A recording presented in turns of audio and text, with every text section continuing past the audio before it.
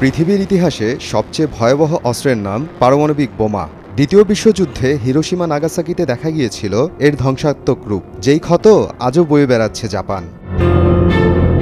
পারমাণবিক বোমার এই ভয়ঙ্কর ক্ষমতা দেখার পরও থামেনি গবেষণা। শুধু কিছু আন্তর্জাতিক চুক্তি এর ব্যবহার সীমিত করেছে। বর্তমানে কোনো দেশের সামরিক শক্তির মাপকাঠি হয়ে দাঁড়িয়েছে পারমাণবিক বোমার মজুদ। এ কারণে বহু দেশ ছুটছে পারমাণবিক সক্ষমতা অর্জনের দিকে। তবে তা নিয়ে চলছে কূটনীতি, রাজনীতি, এমনকি যুদ্ধের হুমকি।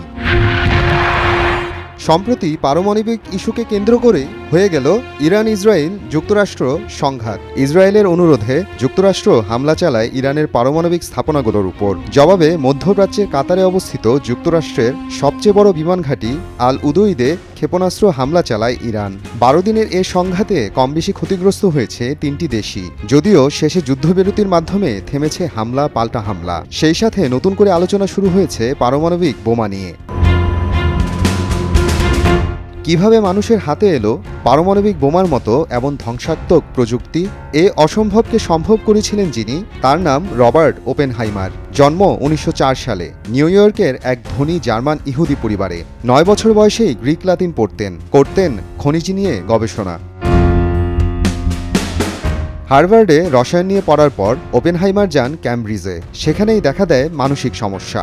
শেষ পর্যন্ত সাইকোসিস ধরা পড়ে। আত্মহত্যার কথাও ভেবেছিলেন একসময়। মন শান্ত করতে আশ্রয় নেন সাহিত্য আর দর্শনে। সনাতন ধর্মাবলম্বীদের ধর্মগ্রন্থ গীতা পড়তে শিখেছিলেন সংস্কৃত ভাষা। কুরুক্ষেত্রের যুদ্ধ আর শ্রীকৃষ্ণ ও অর্জুনের কথোপকথন থেকে অনুপ্রাণিত হয়েছিলেন পারমাণবিক বোমা আবিষ্কার করতে। 1942 সালে যুক্তরাষ্ট্র শুরু করে ম্যানহাটন প্রকল্প পারমাণবিক বোমা বানানোর জন্য। লস অ্যালামাসে গড়ে তোলা হয় সবচেয়ে গোপন গবেষণাগার। ওপেনহাইমার ছিলেন এর প্রধান পরিচালক।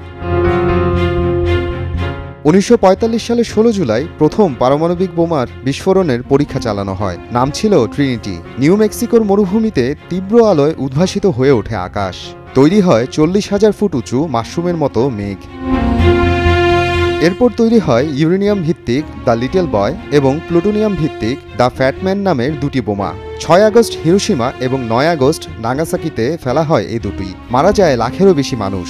শেষ হয় দ্বিতীয় বিশ্বযুদ্ধ। জাপানে পারমাণবিক ধ্বংস দেখে গভীর অনুশোচনায় ভুগতে থাকেন ওপেনহাইমার। পারমাণবিক বোমাকে আখ্যা দেন শয়তানের কাজ হিসেবে। তিনি হাইড্রোজেন বোমার বিরোধিতাও করেছিলেন। ফলে 1954 সালে তার সিকিউরিটি ক্লিয়ারেন্স কেড়ে নেয় যুক্তরাষ্ট্র।